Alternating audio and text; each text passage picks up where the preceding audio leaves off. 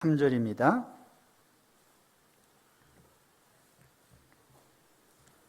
마가복음 9장 23절 함께 읽겠습니다.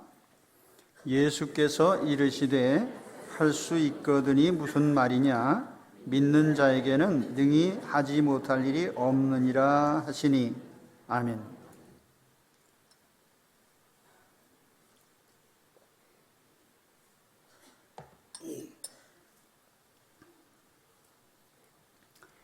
설교가 끝나고 예배가 끝나면 12시가 돼야 되는데 설교가 너무 빨리 끝나서 12시가 안 되면 또 기다려야 될 것 같아요. 그래서 할 수 없이 느릿느릿 하겠습니다.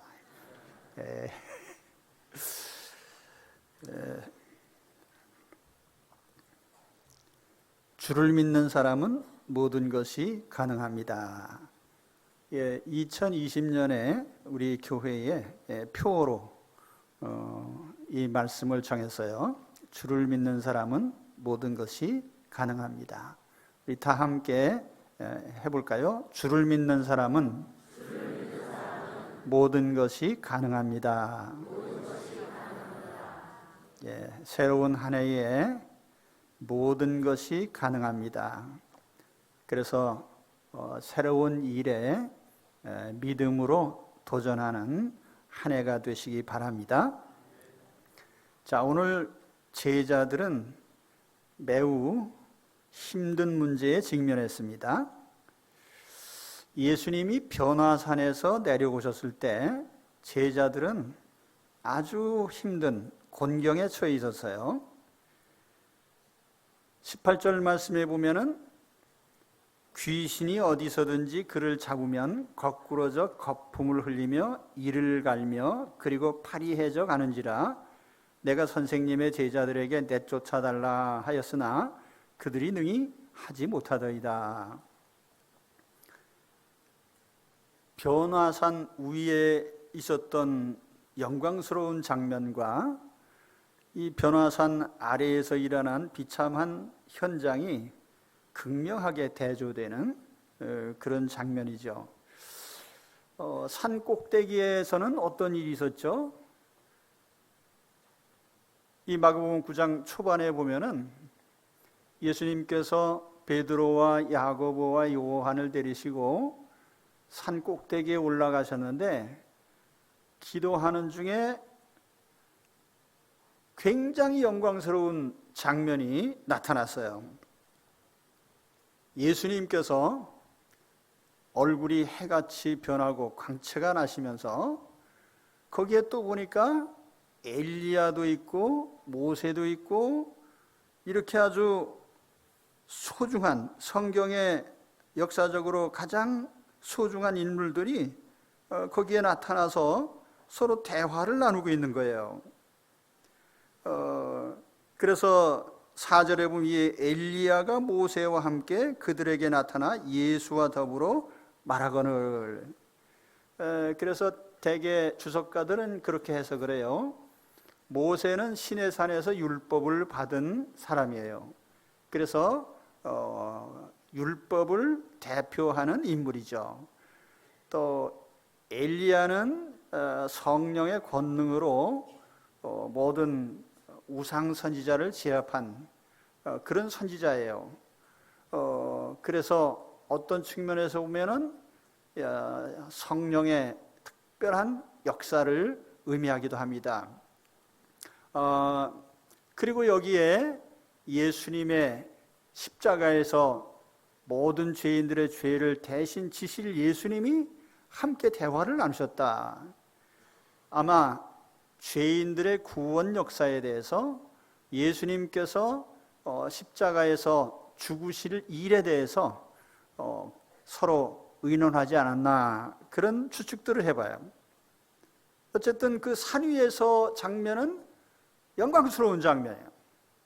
모세도 엘리야도 예수님도 너무나 영광스러운 장면 중에 나타났기 때문에 베드로 사도가 그 장면을 보고 거기서 그냥 불현듯 한 말이 아유 여기 너무 좋습니다. 여기서 그냥 초막 셋을 짚고 그냥 여기서 계속 살았으면 좋겠습니다.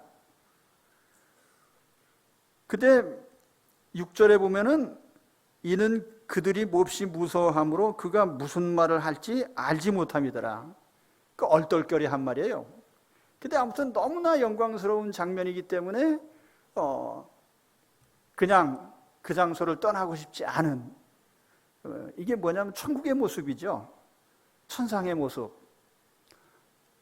그런데 그 산에서 내려오니까 산 밑에는 너무너무 비참한 일이 벌어지고 있어요. 거기는 귀신이 왕 잡고 있어요. 그래서 이 어린 아이가 귀신이 들려서 물속에도 들어가고 불속에도 들어가고 억제할 수가 없는 거예요. 18절 말씀을 보면 귀신이 어디서든지 그를 잡으면 거꾸로져 거품을 흘리며 이를 갈며 그리고 팔이 해져가는지라. 마치 간질 환자가 증세가 나타난 것처럼 이 귀신이 들려서 이 아이를 괴롭힌 거예요. 그래서 아이의 아버지가 제자들에게 이 귀신을 좀 쫓아내달라고 부탁을 했는데 아무리 그들이 시도를 했는데도 안 되는 거예요. 산 꼭대기에 올라갈 때 함께 갔던 세 제자가 있죠. 베드로, 야고보, 요한. 그래서 베드로, 야고보, 요한을 예수님의 내 제자라고도 얘기를 해요. 이너 서클 디사이플이요. 내 제자라는 말은 이제 뭐 이름을 그렇게 붙여서 그런데 예수님과 특별히 더 가까웠던 제자, 베드로, 야고보, 요한. 그런데 이들과 약간 떨어져서 나머지 제자들이 있었어요. 그래서 아주 중요한 장소에 이 세 제자가 같이 했고 나머지는 따로 있었는데 그 따로 있는 제자들이 귀신을 쫓아내려고 돌아가면서 노력을 해봐도 안 된 거예요. 사실 이 귀신 들린 거를 해결한다는 건 그 인간적인 능력으로는 사실 해결이 불가능한 거예요. 아무도 해결할 수 없어요. 그래서 무당에게 귀신이 들렸는데 무당이 내리는 처방이 뭐죠? 귀신 말 들어라. 그게 뭐냐면 무당되는 거죠. 그러니까 귀신에게는 이 세상 사람들은 굴복하는 것 외에는 방법이 없어요. 그래서 제자들이 이렇게 돌아가면서 망신을 당하고 있었는데 사실 우리는 예수 그리스도를 믿고 있는 사람들이지만 우리가 세상에서 당연하다고 여기는 것 어느 하나도 사실은 당연한 건 없어요. 우리가 숨 쉬는 거 매우 당연하게 여기죠. 그런데 호흡 곤란 증세가 오면은 숨 쉬는 게 그렇게 불편할 수밖에 없어요. 그렇죠? 요즘에 그 공포증이라고 하는 포비아가 붙은 그런 증상들이 많이 나타나잖아요. 근데 대개 이런 증상들이 나타나게 되면 우리가 숨 쉬는 것이 시원하지 않아요. 우리가 밥 먹고 소화하는 것은 매우 일상적인 것이고 당연한 것처럼 여기지만 입맛 떨어지면요 밥 한 톨도 먹기 싫죠. 소화가 안 되면은요 먹는 것이 그렇게 부담스러울 수가 없어요. 마치 소화 안 되는 사람에게 음식 먹는 거는 모래를 담는 것 같아요. 그러니까 우리에게 있어서 당연한 것처럼 여겨지는 어느 하나도 당연한 건 아니에요. 다 모든 생존이라고 하는 것 자체가 하나의 기적적인 현상인 것입니다. 하물며 우리가 부딪힌 크고 작은 모든 문제들이 실상 우리의 손 안에 있는 것이 아니라 우리의 손 밖에서 일어나는 거예요. 우리 개인적인 일들 있잖아요.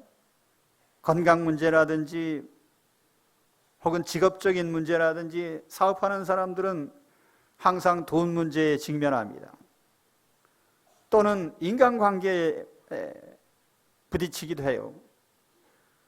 그 현대인들에게 가장 많은 증상 중에 하나는 마음의 불안증이에요. 성경 말씀처럼 쫓아오는 사람이 없어도 도망가요. 불안하고.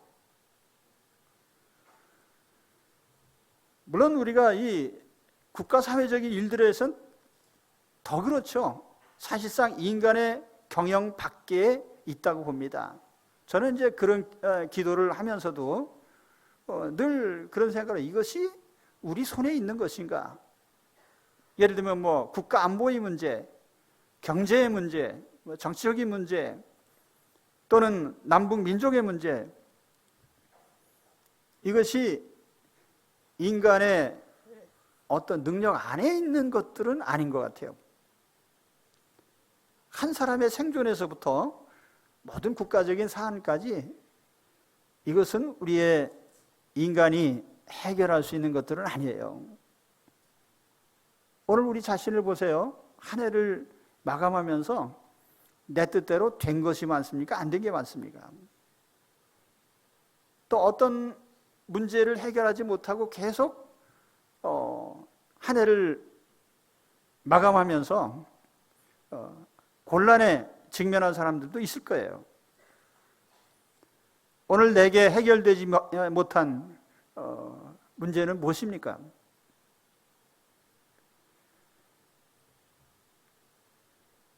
다음으로 이 아이의 아버지가 주님께 도움을 청하죠.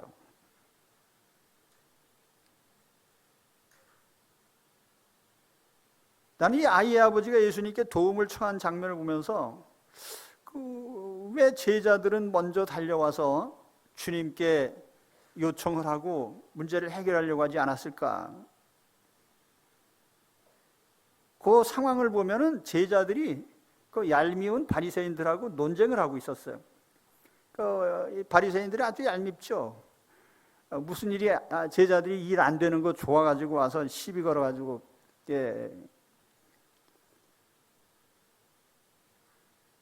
근데 아무튼 곤란한 처지에서 아이의 아버지가 지체 없이 주님께 달려와서 도움을 요청했어요. 사실은 이것이 우리가 문제를 해결할 수 있는 유일하고도 완전한 방법입니다. 그래서 뭐 쉬운 말로 하면 시도 때도 없이 기도해야 된다. 그러니까 우리는 우리 삶의 모든 문제에 대해서 항상 기도해야 돼요. 아까 제가 말씀드렸죠. 사람이 숨 쉬는 것조차도 저절로 되는 건 아니다.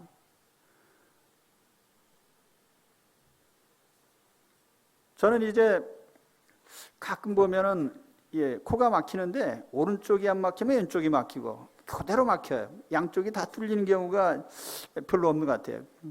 그래서 항상 이 숨이 조금 좀 코를 좀 넓혔으면 좋겠다 그런 생각을 하고 있는데 시원하게 숨 쉬었으면 좋겠다는 생각을 하는데 아무튼 우리에게 일어나는 모든 일에 있어서 특히 어려운 문제에 부딪혔다고 하면은 우리는 하나님께 도움을 요청해야 돼요. 근데 이 아버지의 문제가 뭐죠? 믿음이 없는 거예요. 그래서 오늘 말씀에도 나오지만은 당신의 제자들이 이렇게 요청을 했는데 이리저리 해봤는데 안 됩니다. 그리고 뭐라고 했어요? 오늘 말씀에 그러나 무엇을 하실 수 있거든 우리를 불쌍히 여기서 도와주옵소서. 무엇을 하실 수 있거든. 무엇을 하실 수 있거든. If you can do anything. 당신이 뭔가 할 수 있다면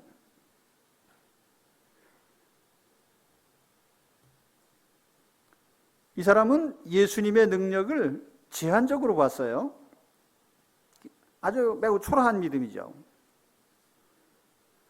예수님의 신성을 알지 못하고 실상은 예수님이 얼마나 큰 능력을 가졌는지 알지 못했어요. 단지 병 고치는 신비한 능력을 가진 선지자 정도로, 선생 정도로, 랍비 정도로 그렇게 이해를 한 것뿐이죠. 그래서 할 수 있거든이라는 이런 조건으로 부탁을 했습니다. 그런데 어쨌든 주님에게는 좋은 거예요. 믿음이 크든 작든 믿음이 없든 우리는 항상 주님께 부탁하고 주님께 청탁해야 됩니다. 우리 삶의 모든 문제에 대해서. 그 아이의 아버지가 뭐라고 했어요? 예수께서 아니 할 수 있거든이 무슨 말이냐? 할 수 있거든? 그 말이 무슨 말이냐? 믿는 사람에게는 능히 하지 못할 일이 없다. 그랬더니 24절에 아이의 아버지가 소리를 질러서 대답을 했습니다. 내가 믿나이다. 나의 믿음 없는 것을 도와주소서. 자기 자신이 믿는다고 말을 했지만 믿음 없는 것을 시인했어요. 난 믿음 없는 사람입니다. 믿음 없는데 좀 도와주세요. 그래도 좋아요. 불신앙조차도 도와주실 수 있는 분이 우리 주님이시죠. 우리가 주님을 믿고 요청한다고 하면은 우리 주님께서 우리의 믿음이 아주 일천하고 보잘것없어도 주님께서 우리의 믿음을 따라 또 역사하실 겁니다. 주님께 기도로 요청한다면요. 그래서 28절, 29절 보니까 집에 들어가심에 제자들이 조용히 묻자오되 우리는 어찌하여 능히 그 귀신을 쫓아내지 못하였나이까? 이르시되 기도 외에 다른 것으로는 이런 종류가 나갈 수 없느니라. 예수께서 귀신을 쫓아내신 그 결과로 제자들이 조용히 물은 거예요. 창피할 때는 조용히 물어봐야 돼요. 공개적으로 물으면 망신당하니까요. 그래서 예수님께서 믿는 사람에게는 능히 하지 못할 일이 없다.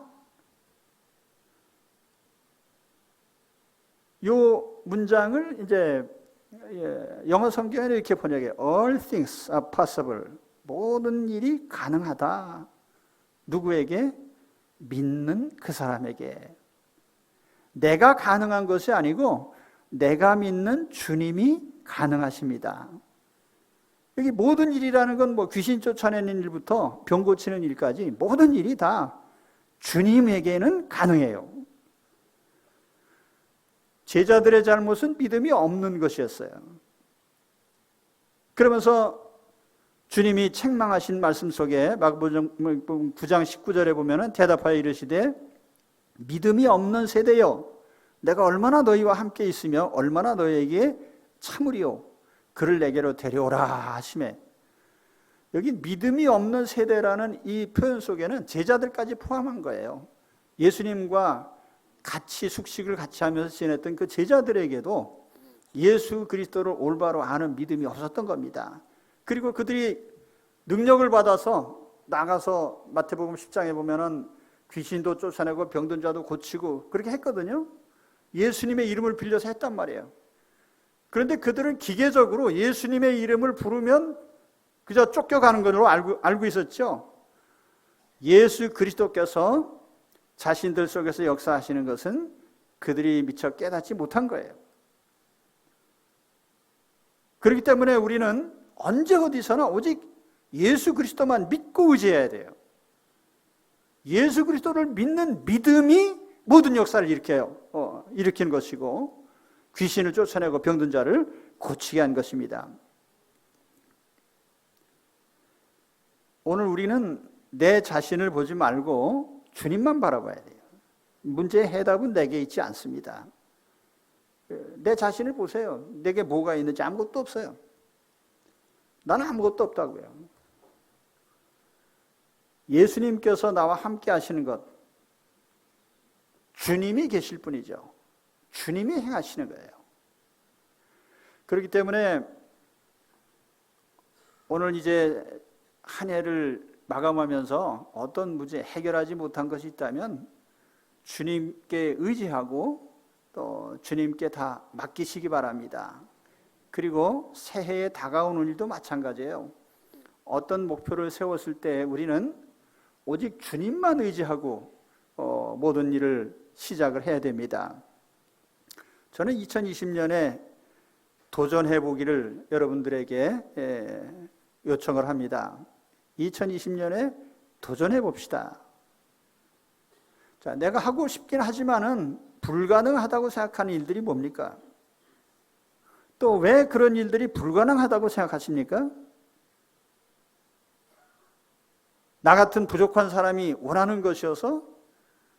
내게는 너무 힘든 일이어서? 아니면 내가 요구하는 것이 뭐 하나님의 뜻에 어긋날까 봐? 우린 미리 염려하거나 걱정할 필요가 없어요. 내가 생각하는 새로운 목표들에 대해서 하나님께서 그 목표를 이루어 주실 것을 기대하시면 됩니다. 우리가 성경에 보면은 불가능에 대한 도전의 역사라고 말할 수 있어요. 모세가 바로에게 도전한 거예요. 막대기 하나 들고 감히 그 시대 파라오에게 도전한다는 것은 상상할 수 없는 일이죠. 그런가 하면은 홍해바다 앞에서 지팡이를 들고 홍해를 가르던 그 도전, 반석에서 물을 내고 마라에 쓴 물을 달게 하고 만나와 메추라기를 하늘에서 내린 이 모든 일들이요, 불가능에 대한 도전이죠. 요단강을 건너는 일, 여리고성을 무너뜨린 일, 가나안을 정복한 일, 다 불가능에 대한 도전들이에요. 그리고 그 모든 일들은 하나님이 이루셨어요.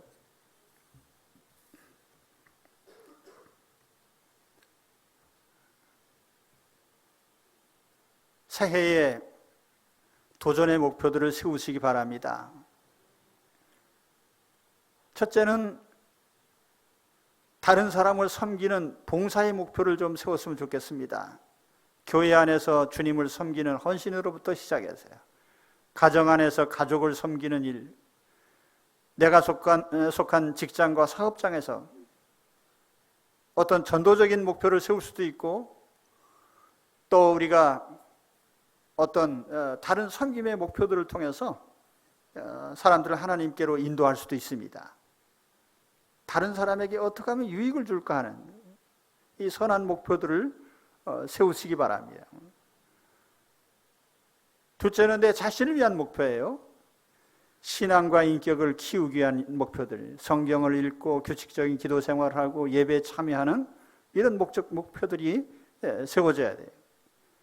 건강 생활을 위해서 새로운 생활 규칙을 만들고 수면 시간을 지키고 운동을 하고, 또는 전문적인 지식이나 기능을 습득하는 일, 새로운 외국어를 배우고 직업적인 전문적인 일을 더 많이 알게 되는, 또는 개인적으로 친구들과 우정을 쌓는 일, 하여튼 어떤 목표들이든지 내가 그 목표에 집중해서 자신을 위한 목표를 세울 필요가 있습니다. 셋째는 우리가 이 땅에서 사는 동안에 여러 가지 우리가 직업적인 일들이 있잖아요. 사업이나 업무상의 목표라든지 새로운 사업의 계획을 세우고 업무의 목표를 세우고, 또는 어떤 성장과 발전에 대한 목표를 세우는, 그래서 이러한 일들이 내가 새롭게 도전하는,